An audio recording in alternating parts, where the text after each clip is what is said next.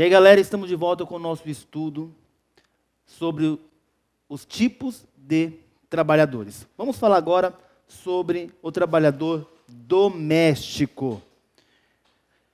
O conceito do trabalhador doméstico, nós temos lá na lei, temos uma lei também, uma lei específica do trabalhador doméstico.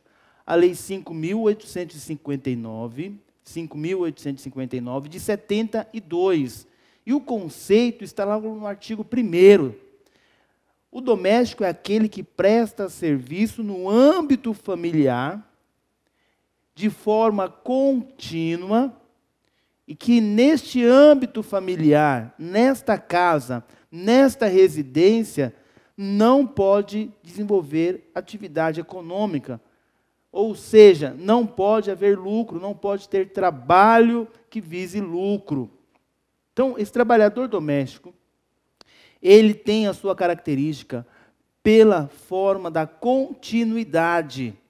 Ele trabalha de forma contínua. E aí que está o grande segredo. Porque se ele presta serviço para uma família, para uma casa, e essa casa não visa lucro, esse serviço, esse trabalho deve ser de forma contínua. O que o Tribunal Superior do Trabalho tem entendido como forma contínua? Quando ele trabalha acima de 3 dias na semana. Se ele trabalhar acima de 3 dias, é considerada forma contínua. Por isso que a diarista não é considerada empregada. Lógico que para entendimento de muitos, principalmente eu entendo assim também, um absurdo, porque se eu dou aula numa faculdade, uma vez por semana eu sou empregado, por que a diarista tem que, para ser considerada empregada, se ela trabalhar 1 ou 2 dias numa casa, ela não é empregada, ela é diarista. Justamente porque a jurisprudência entende que a Lei 5.859 de 72, ela traz no artigo 1º a ideia da continuidade, uma questão puramente de nomenclatura, talvez, mas ela fala de continuidade. E continuidade para o TST hoje é acima de 3 dias. Apesar que tem alguns tribunais regionais que ainda entendem que deveria ser mais que 3 dias, ou seja, deveria trabalhar 4 dias para ser considerado empregado. Ou outros tribunais regionais entendem ainda que se trabalhasse 2 dias já era considerado empregado, mas isso é uma grande minoria. A grande maioria entende que, para ser considerado empregado doméstico, deve trabalhar no âmbito familiar de forma contínua, e essa forma contínua deverá ser acima de 3 dias. Então, a continuidade equipara-se ao trabalhador comum como a habitualidade. A habitualidade, eu vou trabalhar uma vez por semana, ou seja, a continuidade, ela tem que ter mais atividade. A continuidade, ele deve estar mais presente, deve ser um pouco mais trabalhado. O tempo que ele desenvolve a atividade tem que ser maior. Já a habitualidade, não. Uma vez por semana, 2 vezes por semana, já é considerado, já está preenchido o requisito da habitualidade para ser considerado empregado. Já no doméstico, não. Doméstico, a ideia da continuidade é que ele desenvolva atividade um pouco mais longa, se é assim que podemos dizer. Então, fique atento porque muitos fazem o seguinte: o empregado doméstico trabalha na empresa do patrão e depois trabalha na casa dele. Olha, na empresa já foge a característica, ele deve ser considerado empregado comum e seguir lá a CLT, seguir a convenção coletiva, enfim, porque ele não trabalha só na casa dele. Agora, de repente, esse empregado desenvolve atividade na casa desse empregador. E ela começa a fazer bolos, fazer salgados, fazer lá coxinha, croquetes, enfim, e começa a vender esse material. Opa! Deixou de ser uma atividade sem fins lucrativos para ser uma atividade econômica. Ele já não é mais considerado empregado doméstico. Uma outra regra importante que você deve ficar atento ao empregado doméstico é que, no falecimento desse empregador, se extingue o contrato. Outra regra importante que você tem que ficar atento é a emenda 72 de 2013, que igualou os direitos dos trabalhadores domésticos ao trabalhador comum. Então agora o doméstico tem direito ao fundo de garantia, tem direito à hora extra, vai marcar o seu ponto, tem direito ao seguro-desemprego. Então, o trabalhador doméstico, com a emenda 72, fique muito atento com isso, ampliou, foi uma grande discussão na mídia, mas fato é que ampliou os direitos do trabalhador doméstico, igualando ao trabalhador comum. É o que vai ser exigido na sua prova. Agora, vou seguir a CLT? Ainda os doutrinadores entendem que não irá seguir a CLT porque nós temos uma lei própria, assim como o rural. Eu tenho também a lei do doméstico, a lei 5.859 de 72. Bacana? Vamos para os nossos aspectos importantes? Então, uma lei específica, ficar atento ao artigo 7º da Constituição Federal, no seu parágrafo único. O artigo 7º da Constituição Federal, nós temos 34 incisos sobre os direitos do trabalhador empregado. E o parágrafo único traz para a gente a regrinha do trabalhador doméstico. Então, pessoa física que deva trabalhar de forma contínua.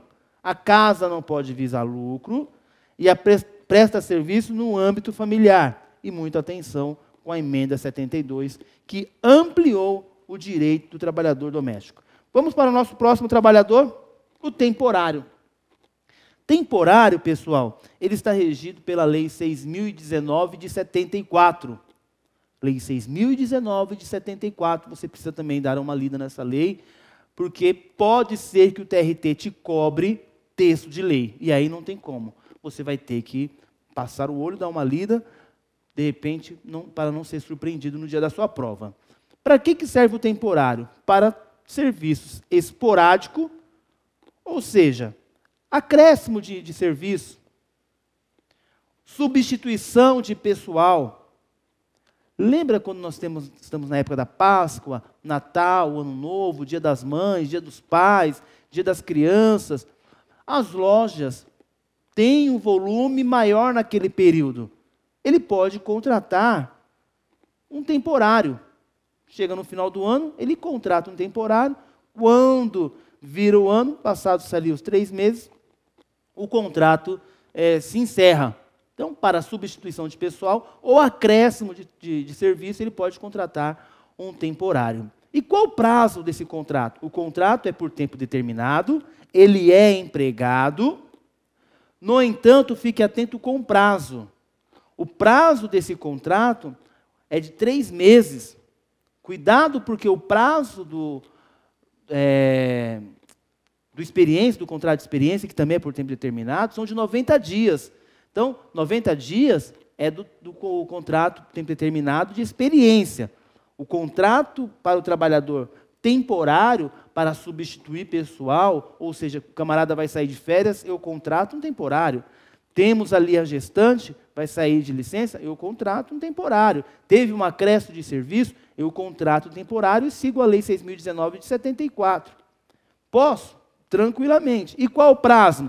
Prazo máximo de 3 meses. Posso renovar esse contrato? Posso. Desde que não ultrapasse os 3 meses? Não, cuidado. Eu posso renovar esse contrato, então esse contrato pode ser renovado, mas aí eu preciso da autorização do Ministério do Trabalho. Então fique muito atento. O contrato temporário, 3 meses. Posso renová-lo? Sim, mas com a autorização do Ministério do Trabalho. Fique muito atento com isso. Vamos para os nossos aspectos importantes. É um tipo de trabalhador empregado. Então, ele é empregado, regido pela Lei 6.019 de 74, para substituir funcionários. Necessidade de acréscimo de serviço. Então, teve um acréscimo de serviço. Duração de 3 meses. Posso prorrogar por mais 3 meses, mas eu preciso da autorização do Ministério do Trabalho. Bacana? Esse foi o nosso temporário. Vamos para o nosso próximo tipo de trabalhador. Já temos mais uma regrinha aqui para o temporário. Já falamos da lei, A responsabilidade solidária, quando da falência, aquela empresa que contratou esse temporário faliu, por exemplo, vai ter a responsabilidade solidária com a empresa que forneceu a mão de obra. A remuneração deve ser equivalente. O pedido de demissão não receberá férias proporcionais. Esses são alguns aspectos que estão na lei, tá, pessoal? Está na Lei 6.019 de 74. Então, eu separei aqui alguns aspectos importantes, mas se você ler a lei, você vai ter mais informações sobre isso. Alguns aspectos importantes que são cobrados geralmente em prova. Então, a responsabilidade solidária quando da falência, a remuneração deve ser equivalente, o pedido de demissão não recebe férias, cuidado, porque é uma dica importante, quando esse empregado pede demissão na questão temporária, ele não recebe férias proporcionais. Poxa, isso aí, professor, é um absurdo. Sim, inclusive a OIT, temos a Convenção 132, que orienta, a Organização Internacional do Trabalho, que orienta e diz que sim, ele teria direito a férias proporcional. Mas, por vezes, nós não queremos discutir aqui questão doutrinária, mas a prova pode vir dizendo que ele não tem direito, segundo a Lei 6.019 de 74, pode colocar, o trabalhador temporário não tem direito a férias proporcionais no pedido de demissão. Aí você fala, um absurdo, mas é o que está na lei. Se ele colocar de acordo com a Organização Internacional do Trabalho, a sua Convenção 132, aí a OIT orienta que sim, ele tem direito às férias proporcionais. É o mesmo caso aqui do pedido de demissão, da justa causa. Na justa causa, ele recebe saldo de salário, um trabalhador comum, né? Ele recebe saldo de salário e férias vencidas. E isso que entende o TST. Mas a OIT diz que mesmo no pedido de demissão, ele deveria receber férias proporcional.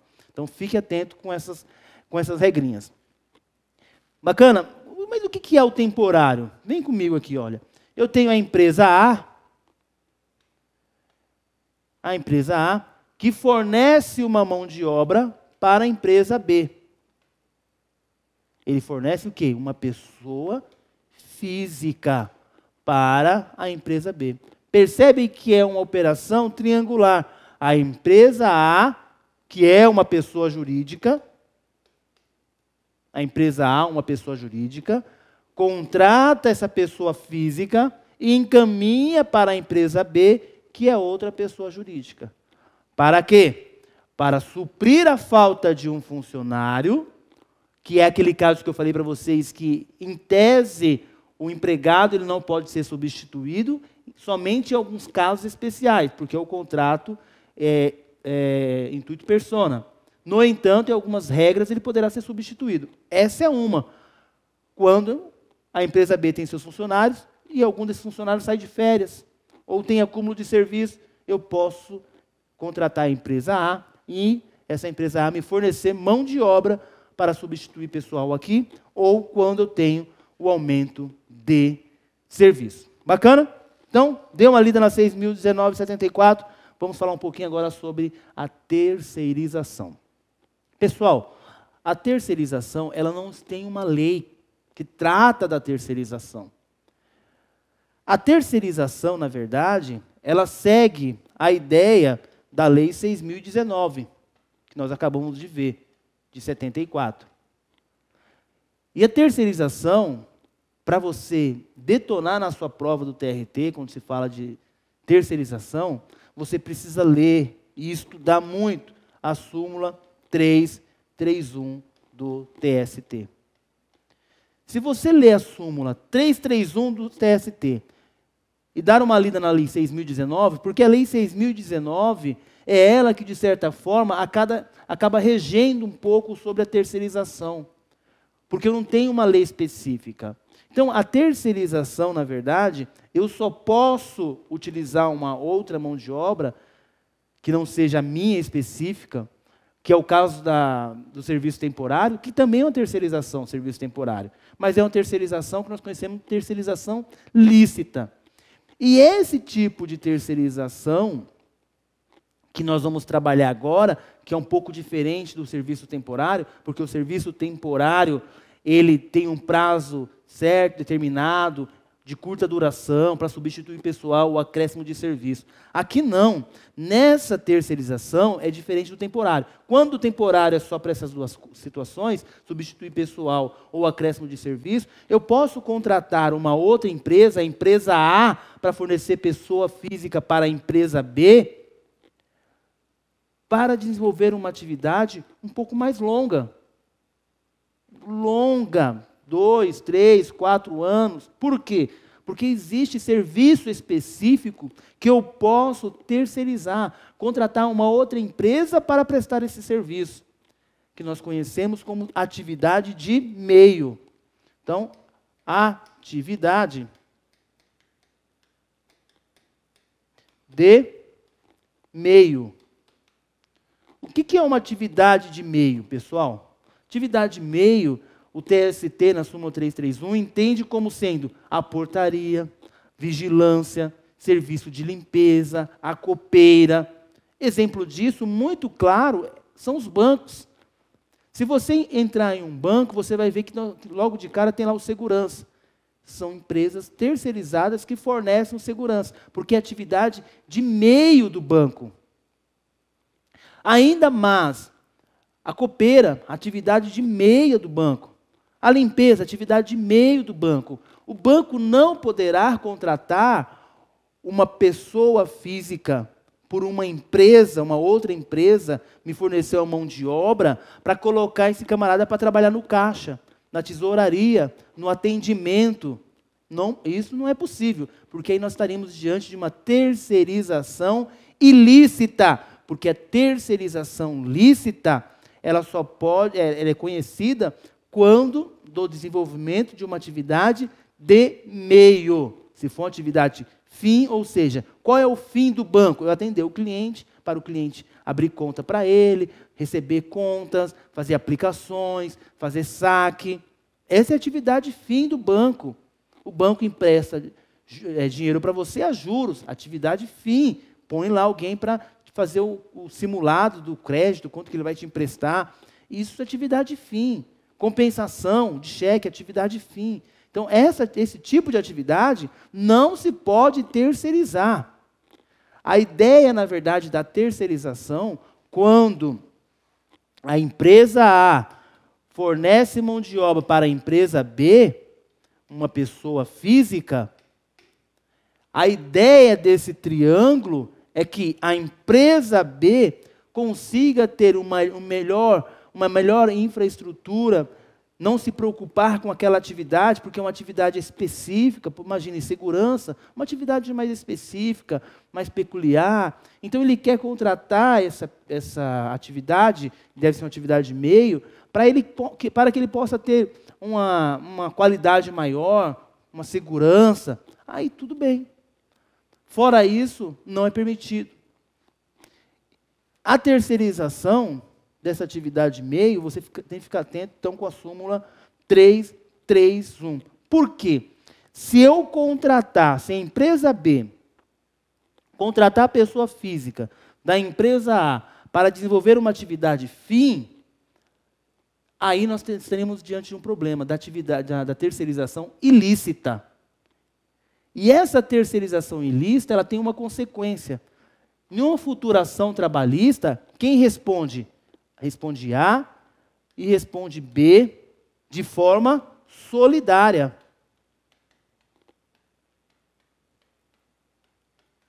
O que é de forma solidária? Vamos dois juntinhos responder o processo. E aí poderá a pessoa física pedir o vínculo de emprego com a empresa B. Porque a empresa B fez uma contratação ilícita. Então, ele é empregado da empresa B. Porque a ideia da terceirização é o seguinte: se eu tenho B, que contrata a pessoa física da empresa A, essa pessoa física aqui é empregado de A.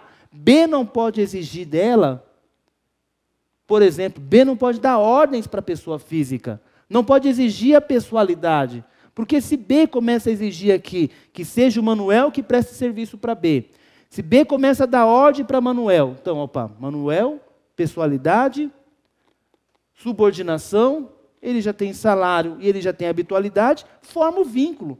Então, B não pode fazer com que preencha esses requisitos com essa pessoa física.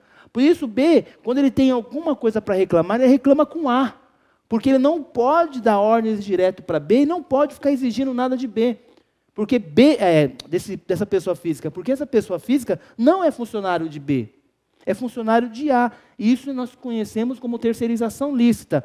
Atividade meio e ainda quebra dos 4 requisitos. Se quebra os 4 requisitos, não é funcionário de B. Funcionário de A. Agora, se estiver preenchido, B vai responder. Então, por isso que 2 questões. Se B começar a exigir de A e preencher os requisitos, B começar a exigir da pessoa física e preencher os requisitos, a pessoa física vai pleitear o vínculo com B. Se B não prestou atenção na regra e contrata uma atividade de fim, por exemplo, B é um banco e contrata a pessoa física para ficar no caixa, o que vai acontecer? A atividade é de meio? Não, é atividade de fim. Dessa forma, a pessoa física pode pleitear direto de B. Então, A mais B vão responder de forma solidária. Bacana? E agora, vamos supor que nós estamos diante de uma atividade, de uma terceirização lícita. A atividade realmente é uma atividade de meio. Como que B vai responder? Se a atividade é lícita, se B não fica dando ordem para a pessoa física, está tudo em ordem, e de repente A não paga para a pessoa física, porque a pessoa física é funcionário de A. Não paga. B responde? Sim. B vai responder de forma subsidiária.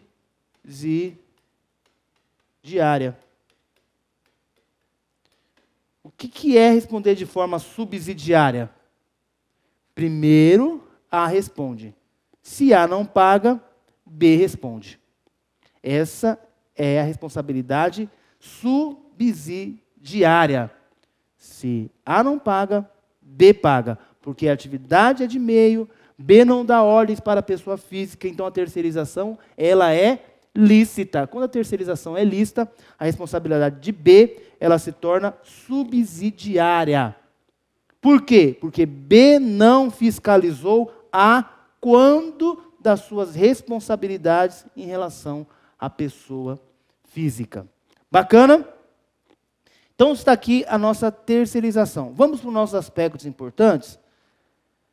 Então, a leitura da súmula 331, extremamente importante.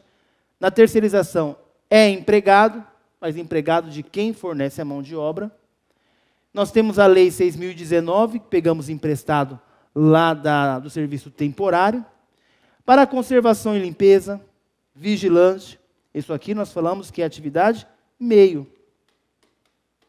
Olha lá, atividade de meio especializada e não tenha o quê? Pessoalidade, não pode ter pessoalidade, e não pode ter subordinação.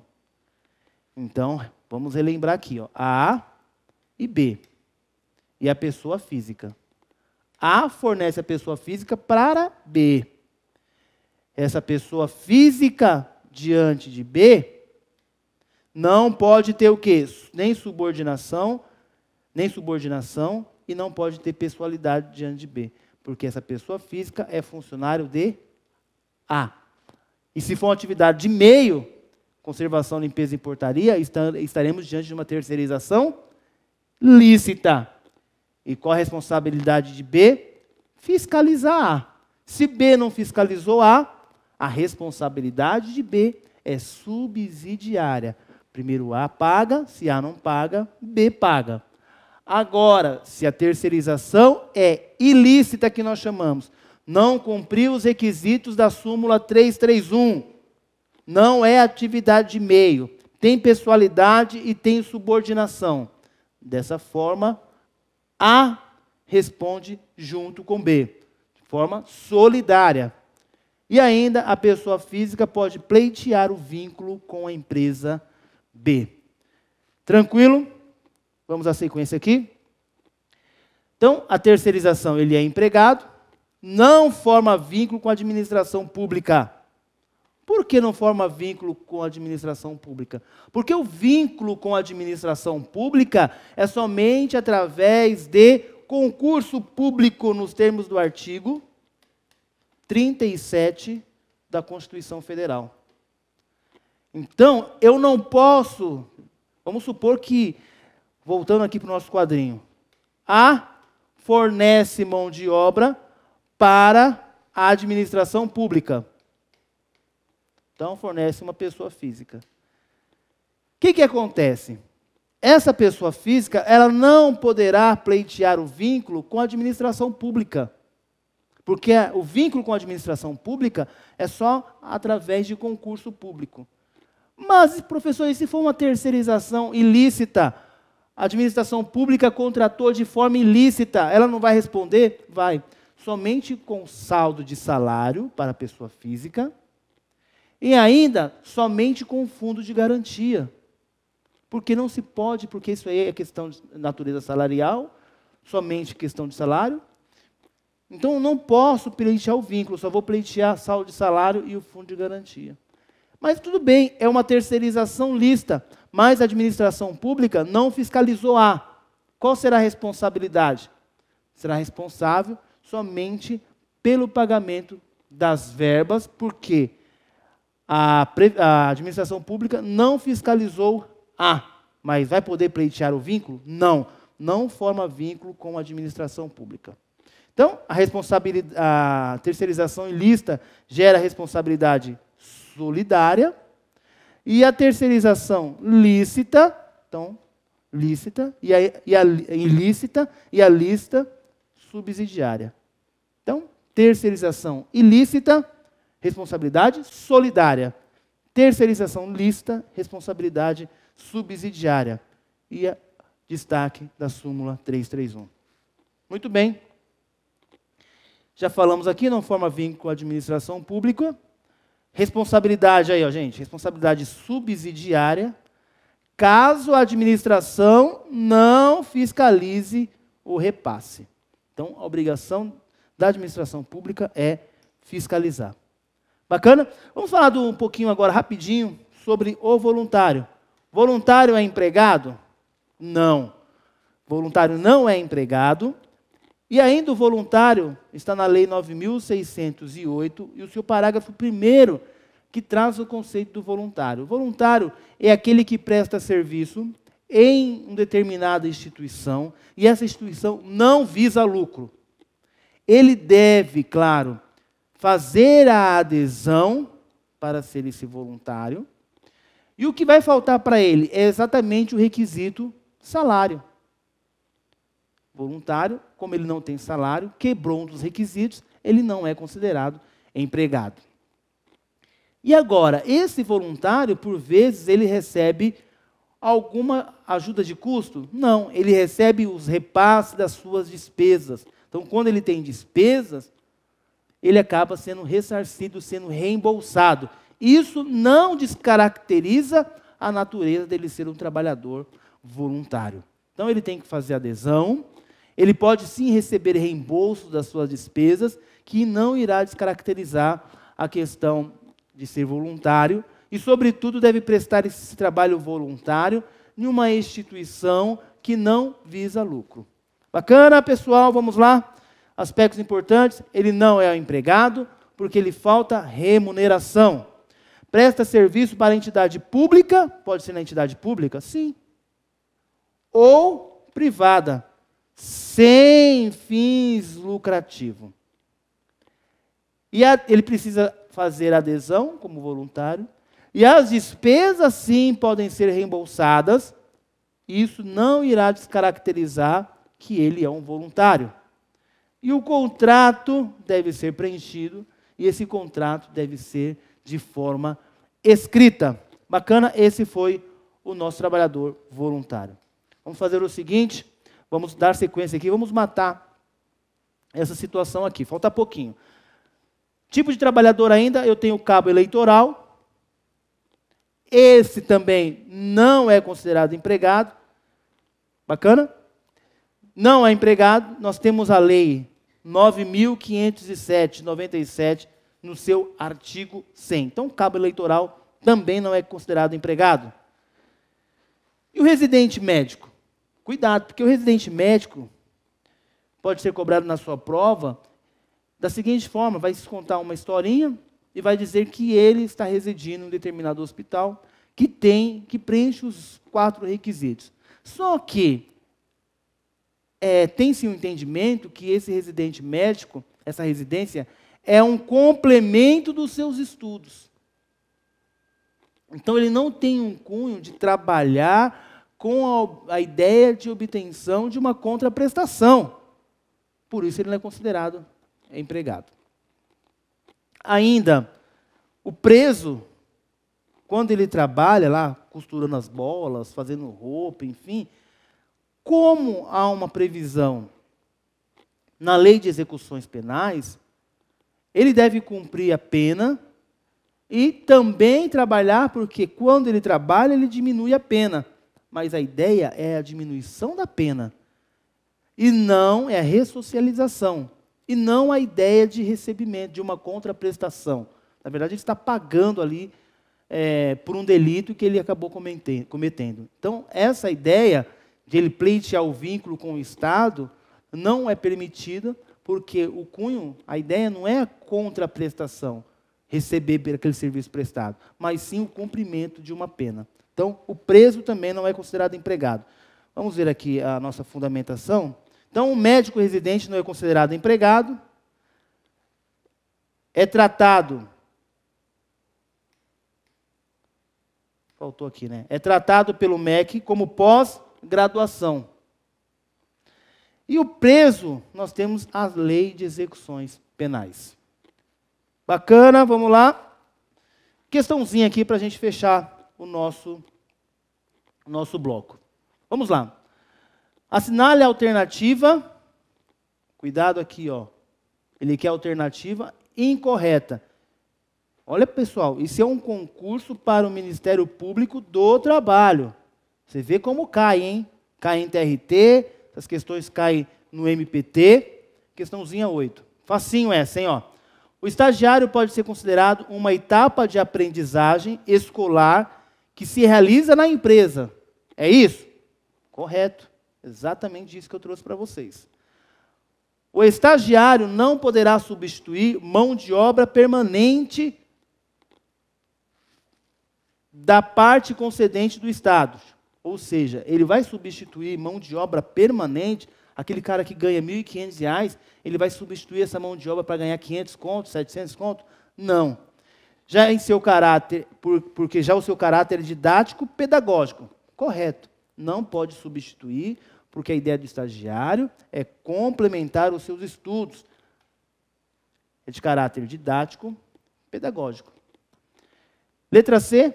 As instituições interessadas poderão se valer de agentes de integração para viabilizar o estágio. Sim, é o caso do CIEE, é o caso do NUB, ou seja, agentes que contratam, na verdade, esses estagiários, fazem a triagem, faz dinâmica de grupo, encaminha esses estagiários para a empresa. Então, essas 3 aqui estão corretas. Vamos ver se temos mais.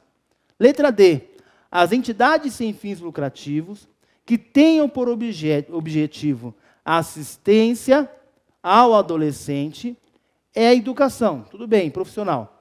Podem oferecer curso de aprendizagem. Está começando a ficar esquisito isso aqui, ó.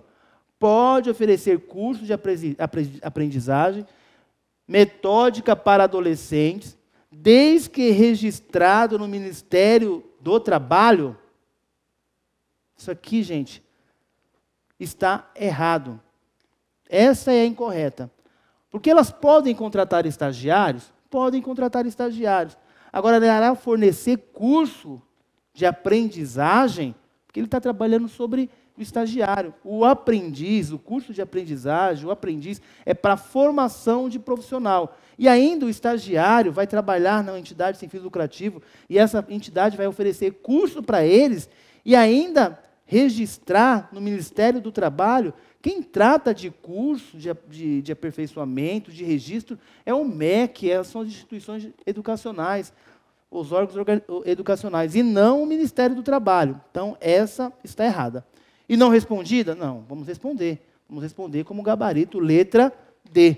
Então, foi uma questãozinha aí trabalhada para o Ministério Público do Trabalho, facinho de resolver, e vimos isso em sala de aula. Fico por aqui e te aguardo no próximo bloco.